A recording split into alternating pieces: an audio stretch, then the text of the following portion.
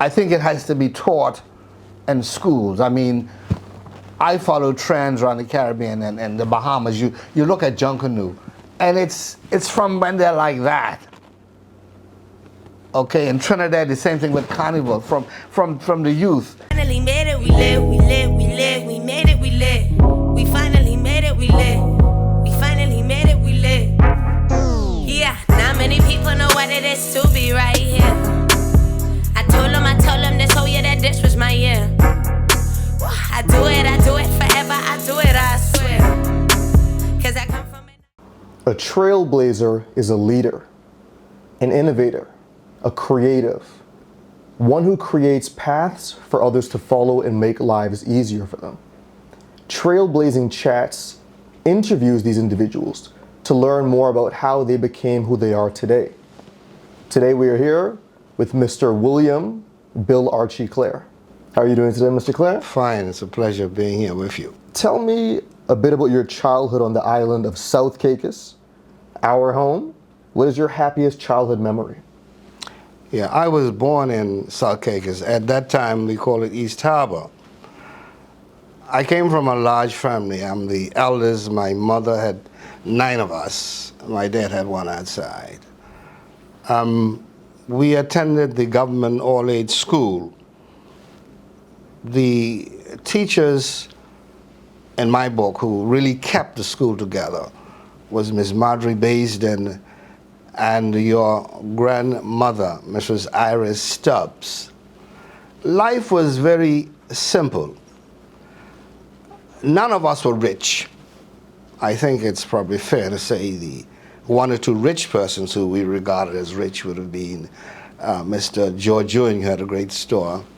To some extent, your grandmother, she had a store also, and her brother, Mr. Wilson Saunders. As children, we had a number of things to do. You had to get up early in the morning. You had to go and fetch water from the government tanks or the well, and you had to get to school at 9 a.m. My headmaster, very briefly, was Mr. Alfred Bean. He was succeeded by Mr. Ronald, they call him Boney Jones. On a Monday morning, he would be dressed in white, his white drill suit. You know then that if you came to school late, you were flogged in your hand, except you had a note from your mother to say why you were late. Bill Rusty, who we call William, his right name, Donfather, and another gentleman would stand to the door to see who were coming in late. At 9 o'clock, the door was closed. Devotions, you had devotions at school, and then you went into your classes. You had a break around about midday, then school closed around about 3 o'clock. Church played a vital role in the life of the community. The 3 main churches was the Anglican, the Methodist, and the Baptist. There were 3 bells. The churches rang 3 bells. The Anglican church bell, you knew the sound of it. The Methodist and the Baptist. I would say the Anglican bell was probably the largest. When someone died, you knew whether it was a man, a woman, or a child. I can't remember how many rings, but you knew. There was what they call a fuss bell. The fuss bell would ring at 10 o'clock. The other bell would ring at about 11:15. Well, all churches went in at 11 o'clock. At 11 o'clock, the bell will stop. My mother was a staunch Anglican. My dad was a Methodist. My early years, I went to the Anglican church. And at 11 o'clock, when the bell stopped, the priest or the catechist would call the hymn, and church would start. The Methodist and the Baptist was a little different. They'll probably wait, in our church, probably 5 minutes. Now, if Mr. Mills, my uncle who died, if he was conducting service, at 11, he would start. You had to go to Sunday school at 3 o'clock. and nearly all the young people were at Sunday school. There were probably 200 of us at the Methodist. The church couldn't hold everybody, so we went outside under the tree for Sunday school. There was a lot of discipline. You had to be very disciplined. You had to respect your teachers, your elders, your Sunday school teachers. Chores, I spoke about having to do chores, going to the well, etc. On Saturdays, I remember clearly, you sort of special chores.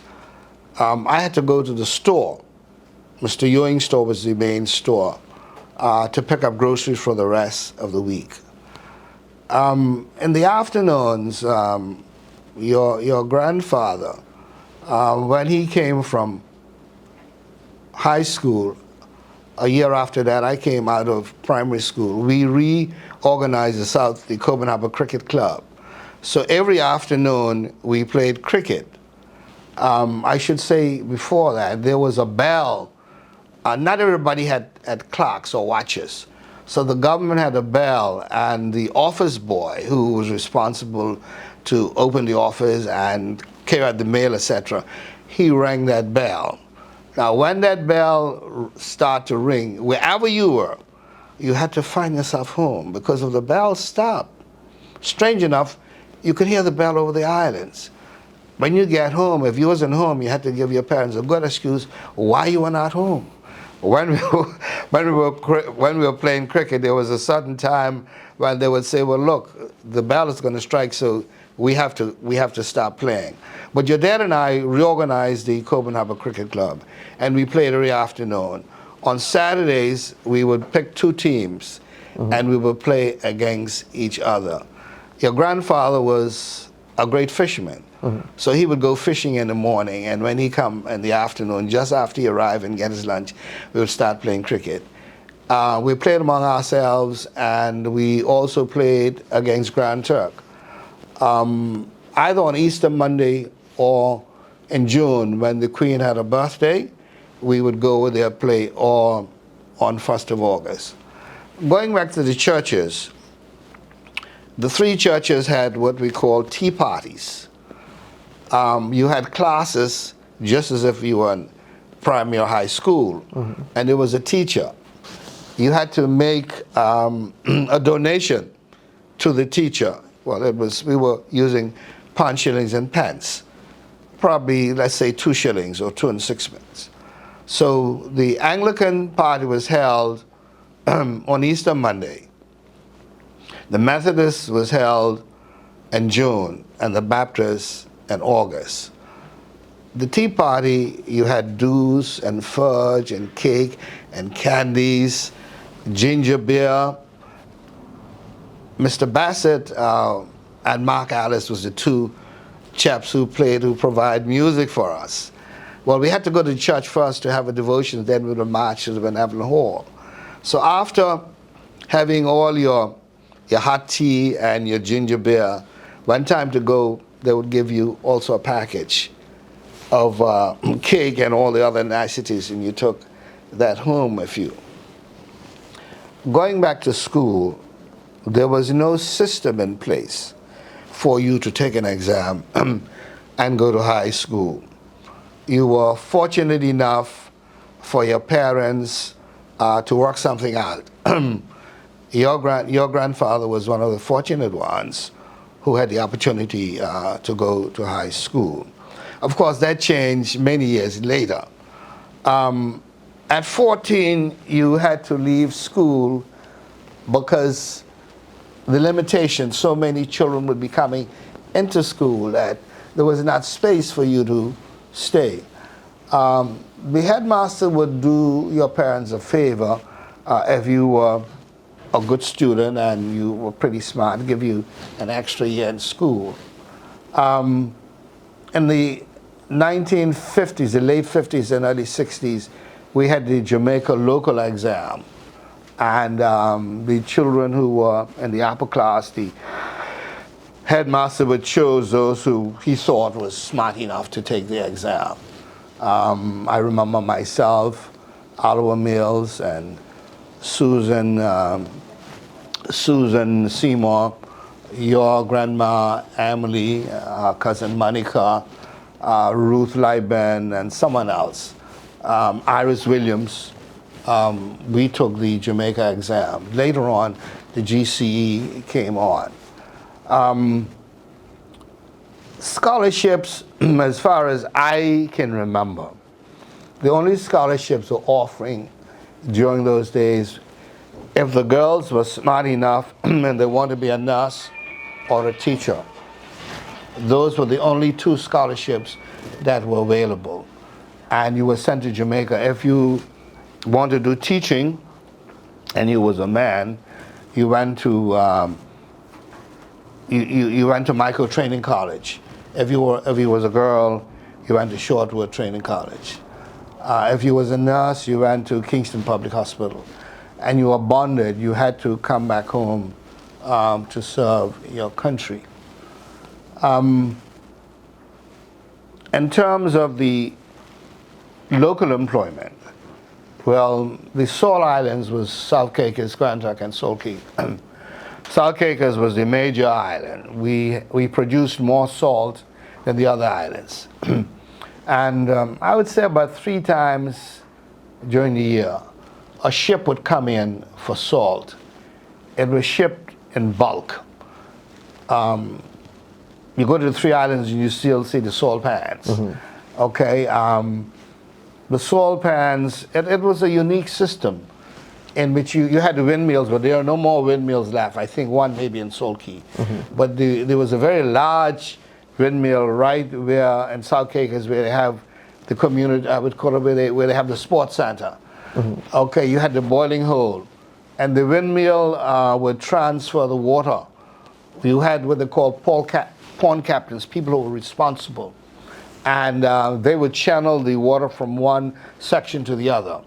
They would test the brine, that's the salt water that made salt, and at a certain time they would let the water run off and the salt would remain there.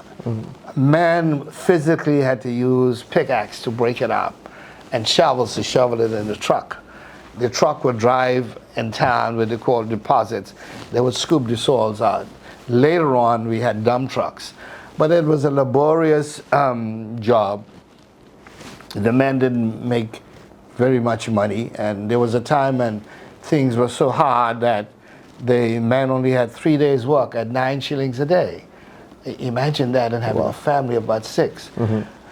The salt company was subsidized by the British government, so it was just something to keep you alive. You couldn't save anything out of that, so to speak. I would say my family, in a way, was a bit fortunate. My dad was a local barber, so every Sunday morning, we'd have about 6 or 8 men there wanting to get a haircut, and they would pay him about 2 shillings, let's say 2 shillings or 2 and 6 pence. He also was a special constable, police.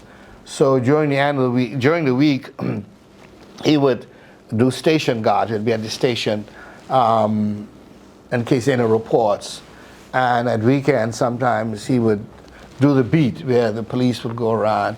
At that time, you had 3 bar rooms. Your grandma had one, but she closed that early. Next to her was her brother, Mr. Wilson Hugh R. Sanders, and Lloyd Stubbs. They closed at 10 o'clock. So the police officer would go, and at 10 o'clock, the bar would be closed. Crime, the only sort of crime you had to talk about was 1 or 2 characters who would probably broke in to a store or something and take something out. People were taken to court for disturbing the peace. On a Saturday night, guys who get drunk maybe would have a fight or beat their sweetheart and use profane language. So they would be brought before the courts. Rape and murder, that was unheard of during those days. Very few young men, because of our discipline, I don't recall any young man going to court for stealing or using abusive language. if you said a bad word and somebody heard you, they would tell your parents about it, and you would get flogging. The same thing at school. If you misbehave, you were taken before the headmaster or the headmistress. I can remember Ms. Madry Bayston. She used to have these sticks about 3 or 4 feet long, cedar, and she would give you a couple of strokes. Now, if you went home and you tell your parents, or somebody tell your parents, look, Ms. Madry had to beat John because he did this and he did that, your mom or your father will call you in and you'll get another beating. But that was the order of the day. The fishermen, we had a breed of fishermen that we call the haulers. I have to mention that. Mm-hmm. My friend, cousin Carl, Dr. Carl Mills wrote about it. The Jennings brothers. Now, they didn't go out every day to haul, maybe twice a week or 3 times, at least on Saturdays. They would go out in their little dories. The dory was a small boat that was built flat, so that because of the depth of the water, it could go into shallow water. So they would go on a Saturday to catch bonefish. Now, most people knew the time. Around about 3 or 4 o'clock, you would expect to see the haulers come in. If that didn't happen, somebody would go down to Cain's Point. Cain's Point is now where they had a fishery. So Jimmy had his fisheries. And they would look to see if the boat is coming. If the boat is coming, they would come back. Where the cow house, the slaughterhouse is now. Okay, there is a lug of wood there. That lug of wood is, I don't know, it must be about 70 years old. People would be sitting there waiting for the haulers, and somebody said, well, the haulers is coming, and everybody is happy. The haulers would come in. There was Benjamin Jennings on this side, his brother Fee was on the southern side. Well, Uncle Banner's coming in. Now, if he have fish, strange enough, the shares, he being the owner of the boat and the owner of the net would get 2 shares, plus his share, and the others would get 1 share. If the fish were plentiful, they would just share them right on the dock right there. His fish would go up to his house, which was a couple of yards from there, and we would buy the fish from the other. Now, if he came almost empty-handed without any fish, oh, it was awful. People were saddened because usually you fry your fish on Saturday, you get your fish, and on Sundays you have your fish and your cocoa and your bread. My mom baked bread. Well, most people only bake bread once a week. That's all you could afford. And she would make about 4 loaves, and that had to last us for the whole week. If we were short, then in the morning you had to go buy bread from Miss Ines Bayston, who we call Nine. Gertie, well, she's related to you because her and your grandfather were first cousins. This the lady who brought her up. She would be selling bread. Another lady named Auntie Kathy, and then Noel Clark, mother, Miss Clark. Those were the 3 persons who would go to buy bread. The other local fishermen would get what they call hook and line fish. They would go out and catch fish. And Mr. Thomas Stubbs, he had pots from Haiti, the Haitian fishing pots.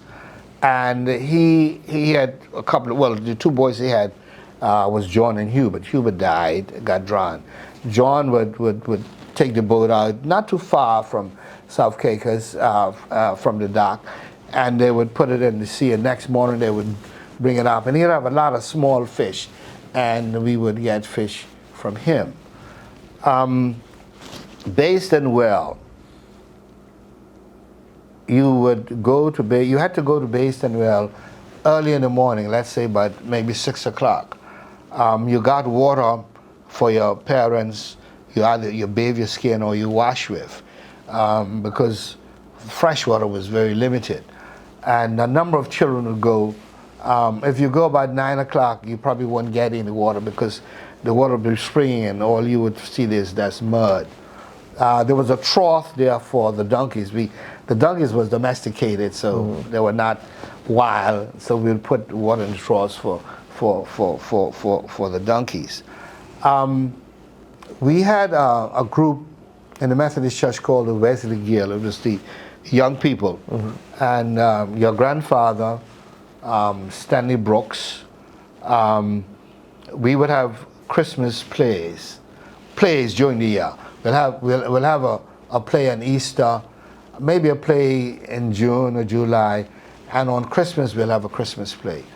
Most of the children would want to be in a play, but you had a limited amount for characters for you to choose from. And if you were not chosen, you felt very bad. But if you were chosen, oh, you felt great. And I remember one of the great plays we had was Joseph and his brethren. Well, the story of Joseph, there were 12 of them. So you had that 12 plus you had the father and the rest of them. We had a cast of about 30-something. And we went to Grand Turk. I should have mentioned that the Salt Company had two lighters, two steamboats that would pull the barges out for salt when they were having salt, shipping salt, the Ken W and the Patricia. And we went to Grand Turk on the Patricia. Holty Lipin was the captain of the Patricia, and Mr. Hilly Basin, who was also related to your father and your grandmother, he was the captain. And we had a wonderful time in Grand Turk putting on the play. The play was usually Sunday after church service. We also had picnics. The Wesley Guild had picnics, and that was again seasonal. Easter Monday, a holiday in August, a holiday in June, and everybody was together. You didn't have anybody going away, straying away from the group. We all were together, and but we had to be home at sunset, so we didn't have any watch anything. Somehow we judged the time to go. Everybody would go. During the salt industry closed in '64, so between say the late '50s and '64, we would use the Salt Company truck. One of the boys would drive the truck and take us. Otherwise, we had to walk. You went to Highlands. You had to use a truck to go to Highlands because it was very far. Also Belsan, and we had the second station where we used to have picnics, and it was very, very, very good. You know, and of course also on Saturdays, our lumber boys would go fishing. You go out fishing, well, you had to come home at a certain time to do your chores or to play cricket. But it was a wonderful childhood I had, looking back. You know, to compare what we have today, it's like between day and night. Listen to that, I can definitely hear how a number of individuals and experience would have shaped who you are today. Who do you think were the most influential on your life? I would say my father, my uncle Mills, and my teacher, Mr. Bean. He spent 1 year in South Caicos. Stanley Bean, he's gone now. But he was a disciplinarian. He was a Boy Scout. He was more than a teacher. He, in the evenings, he would make it his duty to do the beat, as it were. He knew where children would be, and he would walk. And if he saw you in the night, he wouldn't say anything to you. The next morning, when roll call in school, when school is over and the diversion is over, he would call you up. Claire, yes sir, come up here. Claire, where were you at a certain hour last night? And you say, well, I was so and so. Claire, what are you doing there? Why were you there? I remember one evening, the Wesley Guild had to go in at a certain time, and I was going to Guild, and my cousin Nat Bassett, she's deceased now, she said, Bill, come go with me, I'm afraid I'm going to be late for Guild. So I went home with her. When we're coming back, I met Mr. Bean. He said, Claire, where are you going? I said, we're going to Wesley Guild. He said, what time is it? I said, 7 o'clock. He said, Claire, it's 7:45. He said, remember, punctuality counts in life. That was the kind of man he was. He said, if you were going to visit your friend in Grand Turk, you just don't get on the boat and go there and show up. You write your friend a letter. Can I come to your house for so-and-so? Wait till they reply. When you return, you write them a letter of thanks. If you're going to a dance, you just don't rush to the girl and grab her and drag her out. You bow. May I have a dance with you? That sort of thing, okay? So that, I can't forget that. My dad was a disciplinarian. He taught me a number of things. If you're going out, you don't polish your shoes an hour before you're going. You polish your shoes well in advance. You let it set, then you shine it. Take your, well, very few persons, young men wear suits. Take your trousers down, take your shirt down, check it out. If there are any creases, have it ironed. When you leave, you're looking, okay? Mr. Mills, he was also a disciplinarian. He, from the church point of view, he was a Methodist, a great Methodist preacher. And I think that's where I got my calling from him. And I know you spoke to some of the social challenges earlier. Could you please elaborate more on the social challenges in South Caicos at the time and how your family coped with them? Well, as I said, none of us were rich. We were sort of poor. Opportunities were very limited. Everybody tried to help everybody. Everybody knew everybody. Nobody went to bed hungry as such. If you didn't have sugar, you went to your next door neighbor or your family and asked, and you got it. Hillary Clinton wrote a book about the village, you know, a child, and that was, South Caicos was like that. It was a village in which it helped to mold children. Nobody looked down on you or down on your family. There were some families better than others. And as I said, if you were doing something wrong, they would correct you. They tried to help you. And I think it was a very good thing. Everybody knew everybody. Today, even though, I mean, in Provo, you can't compare Provo with what South Caicos was like then, you know. Most people, there were a couple of families who was able to send their children away to go to school. Others couldn't. And it was quite a sacrifice, you know, to do that. It seems like there's always been a history of closeness in South Caicos. Everybody's either family or you treat them as if they're family because you're that close. Now, I think that probably has to do a lot with why the South Caicos Regatta has been so big and everybody supports each other. You've been instrumental in that since its beginnings. Can you please tell us a little bit more about that? Yes. The regatta, when the Queen came in February in '66, a number of Caicos sloops, I would say at least a dozen or more, was anchored out in the harbor. And when the Queen was leaving, they all hoisted their sails. Well, the Queen came on the Royal Yacht Britannia, and she was anchored out in the stream, you know, outside of Dove Key and Non Key. And they all hoisted their sails, and they had what we call a sail pass. They all pass across the Britannia. It was a sight that I don't think any of us will see again, because we don't have those sloops again. And Mr. Liam McGuire and some others thought that to honor the visit of the Queen, we should have an annual regatta. So he formed what he called the Turks and Caicos Rescue Squadron. And to have an annual regatta to raise funds that if any fishermen get in distress, they would be able to assist.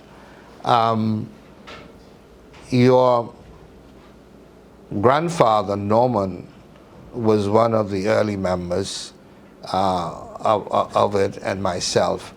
Well, the regatta then was being funded by Liam McGuire from the Caicos company, who your grandfather worked for, and Provident Limited by Mr.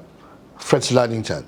One supplied the money for the regatta, the other supplied the trophies. After Liam McGuire left, or he was sacked, I hate to use that word, but the Caicos company actually pulled the rug from under him and let him go. So there was that void, and Norman and I, with the other group, decided, look, we have to raise funds for the regatta. We can't let the regatta go down. Mm-hmm. So Norman was the chairman. I was more or less he was the chairman and the treasurer. I was the secretary and the PR person. So we decided that we would have to do a small brochure. We'll go around the islands and get ads from persons, and that money, what we have, we would pay for the regatta, for the prizes. If they fell short, your grandfather actually paid out his pocket. Oh, wow. Okay? We had to do it to keep it going alive.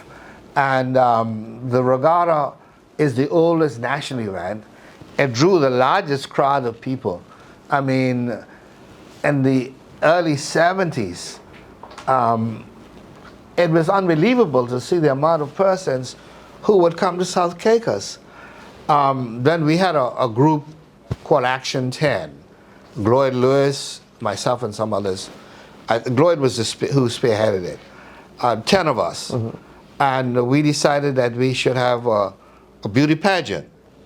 And the pageant, well, the regatta committee had the first pageant in 7-1. Then after that, the Action 10 took it over. And that we had it at the Admiral's Arms Hotel. It was unbelievable, the amount of people packed to capacity.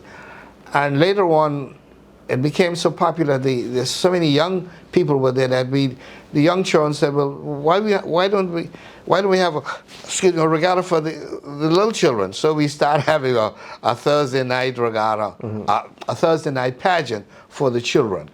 There was a time in the regatta, because of a number of factors, the sailing sloops, most of the sailing sloops from the Caicos Island was all sold. The one or two boats that they had in Middle Caicos, they were no longer there. And so the regatta, even though the day was celebrated, you only had the powerboat races. But you have to have sailing to have a real regatta. So we were able to bring that back in a way from the from Provo. Last year was a bit unfortunate, but we have a sailing club in Provo, and 2 or 3 years ago we were able to get them to come together again. And this year I've been promised that there will be a number of sloops coming up for the regatta. But it is something that I think we can't afford to let it die. Last year should have been the 55th anniversary. And I was trying to get things sorted out, but it didn't happen. We should have published a commemorative brochure, for 55 years. I think there's an opportunity for us to do it this year, Now, the regatta has been extremely successful. We've seen it go on, as you mentioned, 55 years going to 56 now. What do you think has made it so successful to the fact that we see a pretty big attendance every single year? Well, I think it's the organizer. I think it's also the people in South Caicos, how friendly and outgoing they are, and having to open their homes for persons. I mean, people used to be sleeping on the walls, virtually on the walls, because they couldn't find somewhere to go to sleep, just to be there for the regatta. So I think that is one of the things that kept the hospitality of the South Caicos people. And what exactly does regatta mean to you as an individual? Well, for me, it means a lot to me, because me and your grandfather, and I'm a little emotional, we were the ones who kept it together for many, many years. It is something which I don't think either one of us want to see die. And I believe in my own soul, as long as I'm alive, and your dad, your grandfather's alive, there will be a South Caicos Regatta. I see that this year, they're really trying to bring back a lot of those early traditions of the regatta. We're seeing people all out in their costumes and all of that, back to how I've only ever seen it in pictures. What exactly does that mean to you, and how do you see it going this year with bringing back those early traditions of the regatta back into the modern day? You know, I was touched when Leo called me. I probably saw Leo, but I really didn't know who he is. And he told me about the plans for the regatta. I felt rejuvenated. I felt like a new person. Mm-hmm. I knew then that there were persons who wanted to keep the flame of regatta alive. So I feel great about it. And I will do whatever I can to assist them in that regard. And looking back at those early traditions, of course, ripsaw music would have been a massive part of it. What did ripsaw mean to you in your social life growing up?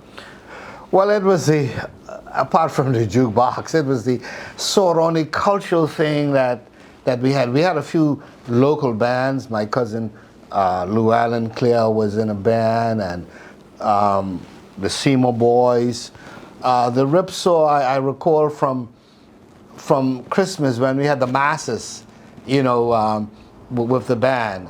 That's a part of our culture, something that we cannot allow to die. During the regatta, we had also the maypole, mm-hmm. which is an old custom, you know, and I hope this year they can bring it back. Mm-hmm. So that means quite a lot. I think as long as we have that, we have a bit of our heritage and our culture. Mm-hmm. I do remember the maypole being there at the 50th regatta, so hopefully we do see it this year. Who were the individuals who really pushed ripsaw music in South Caicos during your social life? You had Mr. Goo Jennings, mm-hmm. Julius Jennings.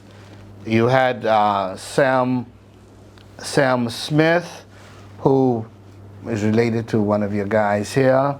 He used to play the guitar. Herman Rigby, who we call Mandudi, he used to play a guitar, and he also sang. And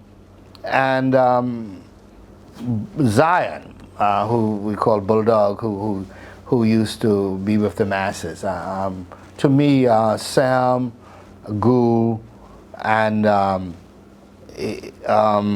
Joe, we call him Joe American. He used to be the cowskin drum. Those were the persons who I remember vividly keeping it alive. And what made them so popular in terms of keeping ripsaw alive at that time? I think for them, it was something that they inherited. It was something that, for them, it was worth doing.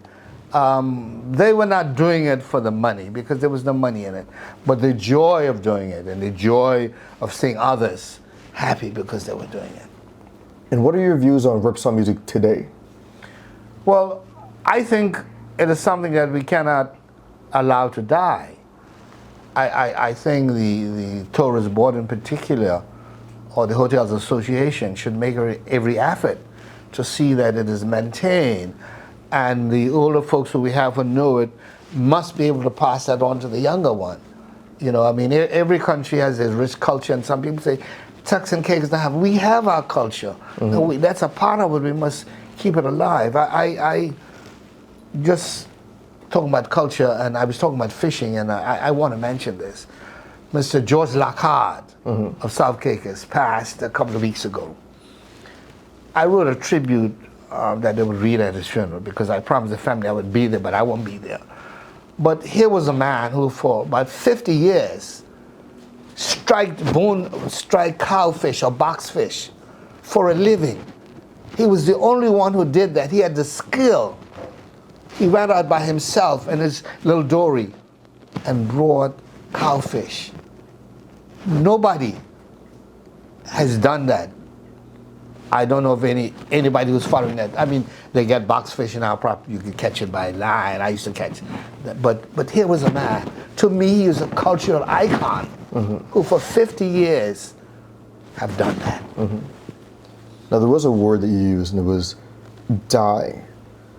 A lot of people talk about the culture of Turks and Caicos dying. You touched on it a little bit. How do we keep that alive, and what are your views on people talking about that culture dying? I think between the education department and the tourist board and maybe the Chamber of Culture or the Hotel Association must have an ongoing program. I think it has to be taught in schools. I mean, I follow trends around the Caribbean and the Bahamas. You look at Junkanoo, and it's from when they're like that. Okay, in Trinidad, the same thing with Carnival. From the youth, it's in their soul. It's a part of their DNA, and I think we have to do that. There's still people here who know about it, and I think that young people have that. I know we have the talent, and those two organizations I think must come together, and we must bring it to the forefront. And education is something that you brought up. Many view you as a pioneer in education. I think that's a lot of the Clare family that are viewed as pioneers in education. Of course, you know, I worked with your sister, Miss Blythe Clare. How did you get so involved in education? Well, to start with, most people, I'm 77 years, going in 78. And most people think I'm a college graduate. I'm not. I left school when I was 16 years and 9 months.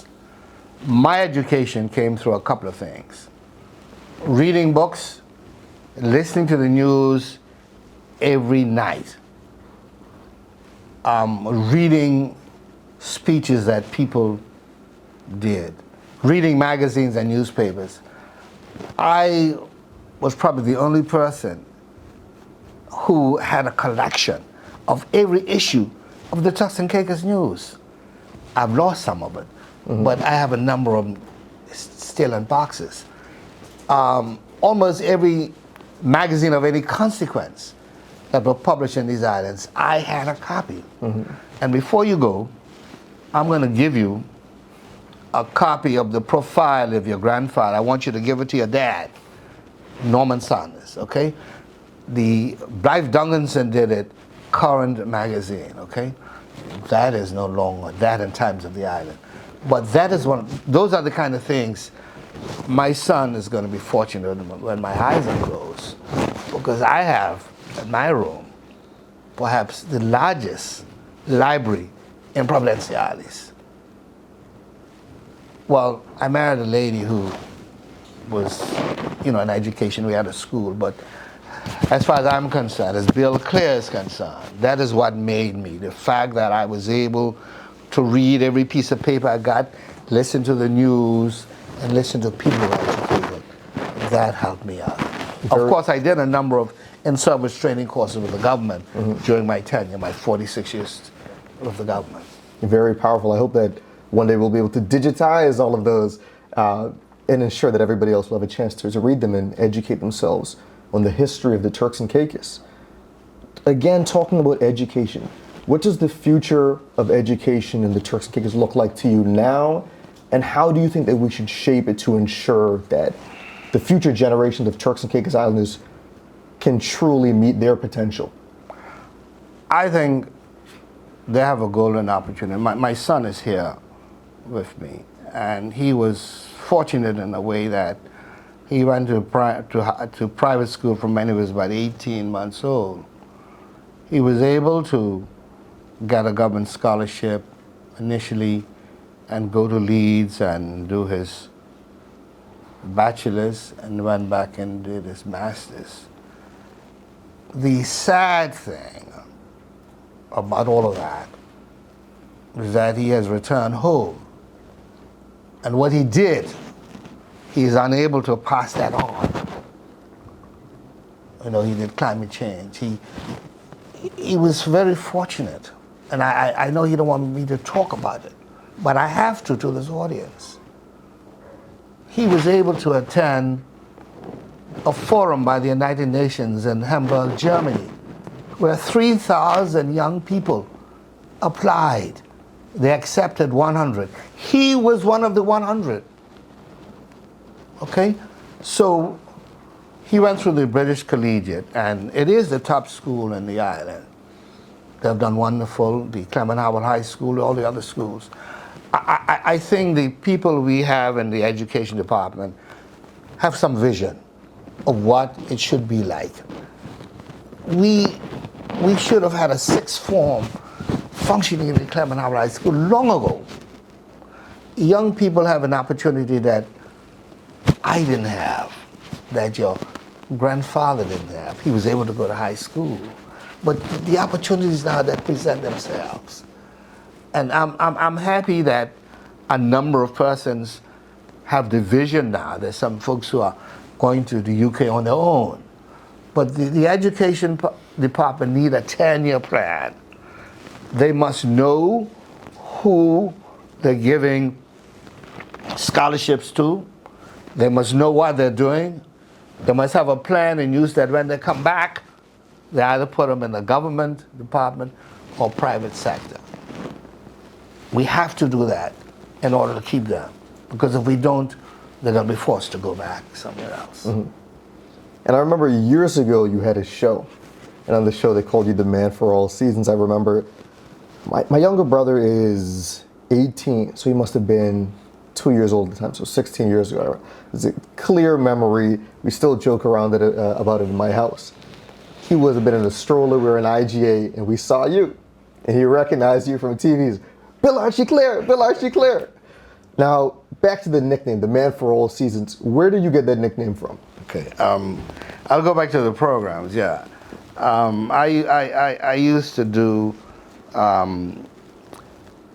weekly radio program first, Youth Forum. Then the late Peter Stubbs asked me if I could do a TV show for him. The other host, he wanted to change. And so I got that as TCI Today. I think it is because of the kind of person I am, the things that I was involved in. You talk about the regatta, you talk about cricket, me and your grandfather, and Alden Durham single-handedly for years. We financed the cricket club in South Caicos. And the church. I've always been in church. I've always been involved in youth. I think that is the thing, the fact that here is a man, you can wake Bill Clare up anytime, any night, and ask him a question, he may have the answer for it, or ask him to speak somewhere, and he would do it. This booklet was a lecture I did some years ago. I'm going to give it to you. The Methodist Church was raising some funds for to build. We want to build a building for the young people, and I put it. Your cousin Lorleen Malcolm, she did it all. I got it printed, and we sold it $10 to raise some funds. But it talks about some of the things that I told you about growing up in South Caicos. Another one is coming out in a couple of weeks' time, the cultural history of South Caicos. I hope you enjoy reading this. Of course, definitely. Now, we've heard all of the areas, or obviously not all of them, given the time space that we have, but we've heard a lot about the different areas where you've had an impact, where you've shaped Turks and Caicos history now. What do you think that your legacy in South Caicos and in the Turks and Caicos overall is going to be? It's $1 million question. But I think in South Caicos, when people talk about Bill Archie Clare, I think there's something to it. I think they realize that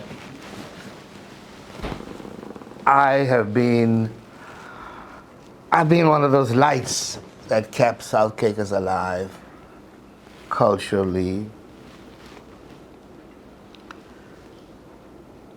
It is the place where, in essence, my bones will be laid.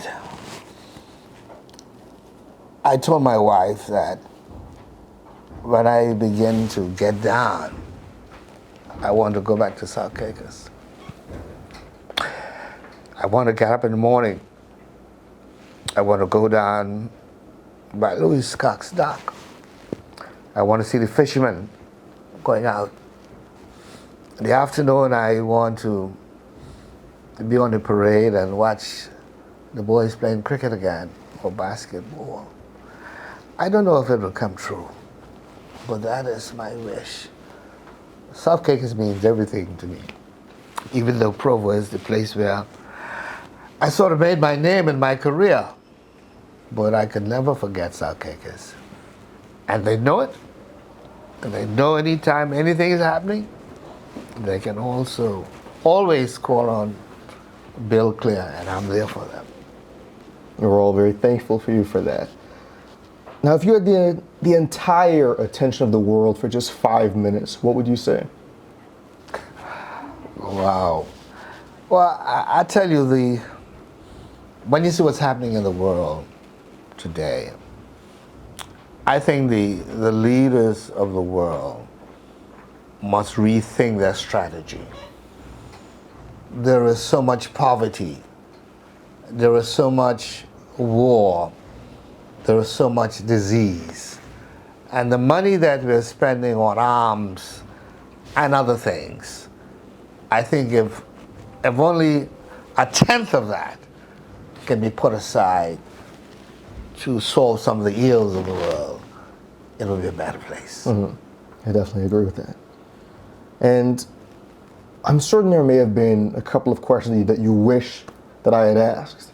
If you were able to ask yourself one question and have it answered, what would that be? I really, it's difficult for me to think, but I think you've covered a lot of ground.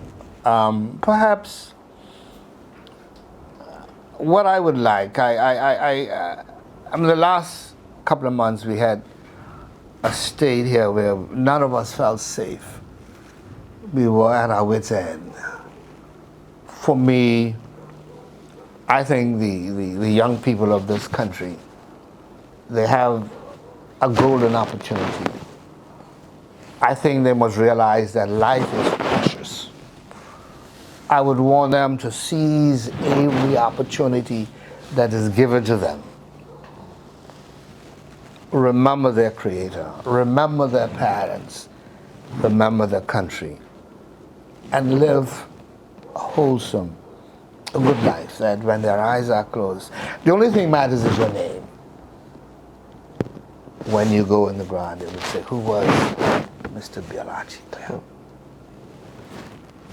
Thank you very much, Mr. Clare, Mr. Man for All Seasons. I really enjoyed the conversation. I absorbed a lot, and I'm looking forward to looking at the video afterwards and listening to it all again. Thank you very much, my cousin. Bro said watch everyone that's around you, them boys that you keep round ain't your G's. I told bro that my face card good like US money in the West Indies. They won't talk about cash, but long time since cash been king. I'm doing 419 straight P's, hundreds in the trap, real G's rate me. Some man won't blow trees, but word on the street is you broke, but we don't give off good leave for free. So even the ops get things off me. The man want throw bees.